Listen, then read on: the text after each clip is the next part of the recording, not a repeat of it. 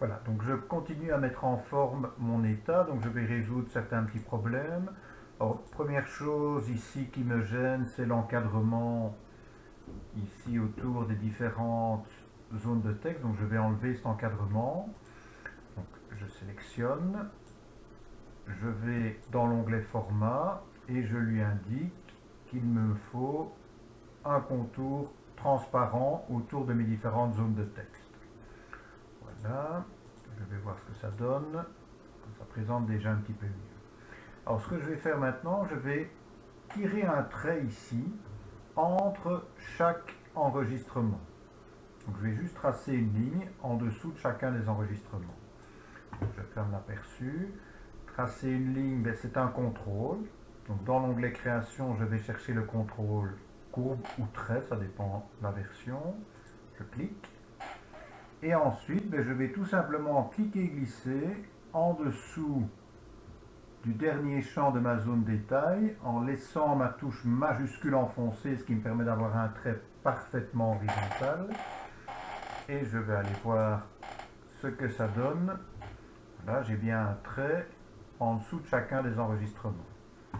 Alors, ce que je peux faire aussi, c'est enlever cette couleur plus sombre en enregistrement sur deux, qui ici me gêne. Donc, je vais enlever cette couleur. Alors, pour faire ça, donc je dois passer en mode création, eh bien, je dois rentrer dans les propriétés de la zone détail. Donc, je vais simplement double-cliquer dans ma zone détail, ce qui me permet d'accéder aux propriétés. J'aurais pu aussi cliquer dans la zone détail et aller sur le bouton feuille de propriété. Et dans les propriétés, j'ai une propriété autre couleur fond, qui est le même arrière-plan que la couleur de fond, mais plus sombre de 5%. Eh bien, je vais cliquer là où il est mis arrière-plan 1 plus sombre 5%. Je vais aller sur le petit ascenseur et je vais lui dire aucune couleur. Je vais vérifier. Voilà. Et je n'ai bien cette couleur de fond en enregistrement sur deux qui a disparu. Alors éventuellement, ce que je pourrais faire, au lieu d'avoir ce petit trait, eh bien, je pourrais encadrer chacun des enregistrements. Donc, je ferme l'aperçu. Je vais cliquer sur le trait. Je vais l'effacer du livre. Et je vais maintenant chercher le contrôle rectangle. Je clique. Et je vais cliquer et glisser pour entourer mes différents enregistrements. J'ai un petit souci, c'est qu'en mettant cet encadrement passe en avant-plan. Donc je vais le faire passer en arrière-plan. Et pour le faire passer en arrière-plan, je fais juste un clic droit dessus. Je vais sur la commande position et je lui dis cet encadrement doit se mettre en arrière-plan. Voilà, je vais aller voir ce que ça donne. Je passe en aperçu. Voilà ce que ça donne pour le moment. Ça me convient. Et je continue à peaufiner tout ça. Alors, j'aimerais bien que mes pages soient numérotées. Donc, et généralement, la numérotation se met dans le pied de page. Donc, pour numéroter, je pourrais utiliser mon bouton AB et introduire les fonctions adéquates. Mais je peux faire ça plus simplement dans l'onglet création en cliquant sur le bouton numéro de page. Je vais cliquer sur ce bouton numéro de page. Je vais lui dire que je souhaite ce type de numérotation. Je veux qu'il soit en bas de page, donc dans le pied de page. Et je veux qu'il soit centré, donc je vais laisser cette commande centrée. Et je veux aussi que le numéro afficher le numéro sur la première page de mon futur rapport. OK. En cliquant sur OK, ben, il m'introduit la fonction qui me permettra d'afficher la numérotation de page. Je vais peut-être mettre ça en gras et en noir. Voilà. Et je vais ensuite réduire au maximum la taille de mon pied de page. Donc plus c'est grand, plus ça prendra de la place. Donc je réduis ça au maximum. Et je vais aller voir ce que ça donne en aperçu avant impression. Voilà, j'ai bien mes pages qui sont numérotées. ferme l'aperçu. Finalement, centrer, c'est peut-être pas top. Je vais plutôt l'aligner ici. Voilà. Voilà. Alors, je vais peut-être mettre en forme ceci. Hein. Ça, je vais sélectionner les étiquettes. Je vais les mettre en noir et en gras. Et j'imagine les zones de texte, je vais les mettre en italique. Je pense que ça présentera un petit peu mieux. Voilà, jusque-là, ça va. Alors, dans le pied d'état, donc ce qu'on mettra dans le pied d'état se mettra à la fin du dernier enregistrement. Donc ça veut dire que quand j'imprimerai, ce que je mettrai dans le pied d'état se mettra ici. Je suis sur ma dernière page et j'aurai ici l'information qui sera mise dans le pied d'état. Imaginons, je vais mettre du texte, fin du rapport. Donc du texte, c'est le bouton AA. Donc je clique sur le bouton AA. Je clique, je glisse dans mon pied d'état et je vais taper mon texte. Fin du rapport. Voilà. Je mets un petit peu ça en forme. Voilà. Voilà. Et de nouveau, je réduis ensuite au maximum la taille de mon pied d'état. Je vais aller voir, de mon pied d'état, je vais aller voir ce que ça donne. Donc je vais dans Création, Affichage, Aperçu. Je vais sur ma dernière page. Et voilà, donc bien à la fin du dernier enregistrement, eh bien j'ai mon texte qui s'affiche. Voilà, je vais déjà sauvegarder les modifications et je continue dans la vidéo suivante. Voilà, je continue la création de mon état. Une chose importante dont je n'ai pas parlé, c'est la taille du papier. Donc, quand on va imprimer, par défaut, on va imprimer sur une feuille format A4. Donc, format A4, ça veut dire que la largeur de la page sera au maximum de 21 cm, sera de 21 cm. Maintenant, il faut faire attention, il faut tenir compte des marges. Donc, si on considère qu'on a une marge de 1 cm à gauche et 1 cm à droite, mais ça veut dire que maximum on travaillera sur une largeur de 19 cm. Et donc ici, contrairement au formulaire, on ne peut pas agrandir n'importe comment l'état en mode création. Donc si je vais ici au-delà de la graduation 19, eh bien toute cette partie-ci en réalité ne s'imprimera pas. Donc ce qu'il faut faire attention, c'est quand on modifie la taille de l'état, mais de ne pas aller au-delà de la zone imprimable. Donc, si c'est un format A4, c'est 21 cm. Si les marges sont de 1 cm à gauche et à droite, eh bien, au maximum, je devrais m'arrêter à la graduation 19 de la règle.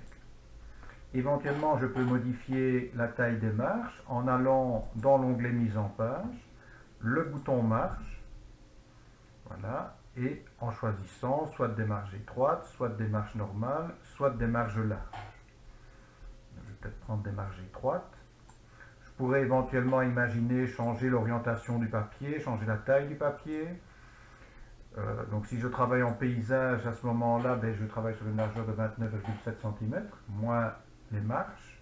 Alors, je vais rester en portrait. Voilà. Donc ça, c'est quelque chose d'important. Hein. Alors, je continue donc la création de mon état. Imaginons dans mon en-tête d'état, je vais mettre un titre général, liste client. Donc j'utilise dans l'onglet création le bouton AA. Je clique, je glisse pour délimiter la zone dans laquelle je vais taper mon texte. Et ensuite je tape mon texte. Donc listing client. Là, je mets ça en forme. Hop, hop, hop. Je vais peut-être donner un effet à mon cadre. Donc ce sont les mêmes outils que ceux qui ont été utilisés dans les formulaires. Changer la couleur du contour. Voilà, et la couleur de fond, je vais mettre ça en blanc. Voilà, et donc comme ce titre a été mis dans l'entête d'état, eh bien ce titre sera présent uniquement sur la première page. Je vais aller vérifier, donc je passe en aperçu. Voilà mon titre. quand je passerai sur les autres pages, vous constatez que ce titre n'est plus visible. Je vais peut-être juste réduire sa taille pour que ce soit présentable. Voilà, ça me paraît peut-être un peu mieux. Alors, on pourrait mettre éventuellement la date dans l'entête de page. Donc je peux mettre ma formule, donc bouton AB. Je clique pour insérer la zone dans laquelle je vais taper ma fonction. L'étiquette, je la supprime.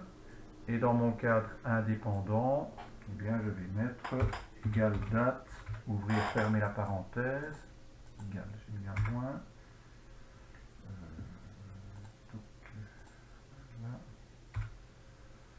Voilà. Je vais peut-être changer le format de la date. Donc je vais dans les propriétés. Format, je vais la mettre en format date complet. Et de nouveau, je réduis ensuite au maximum la taille de cette en-tête de page, histoire de gagner un maximum de place. Je vais aller voir ce que ça donne. Voilà, je vais peut-être enlever le cadre. Donc, je sélectionne et je lui indique que je veux un contour transparent. Donc voilà à quoi ressemble mon état. Là, je vais sauvegarder les modifications. Histoire de gagner de la place, je pourrais éventuellement concaténer les champs numéro client et nom compagnie. Donc je vais supprimer numéro client, nom compagnie. Je vais utiliser le bouton AB pour introduire une formule. Voilà, je vais supprimer l'étiquette et je vais mettre comme formule égale numéro client et un espace entre guillemets et le champ non compagnie.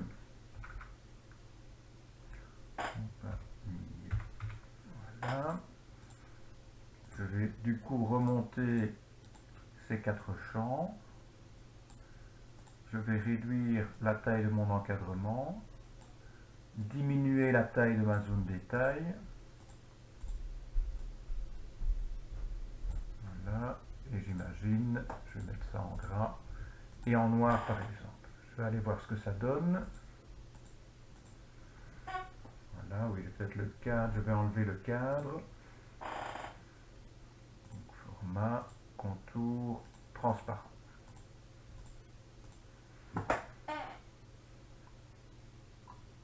Donc voilà à quoi ça ressemble pour le moment.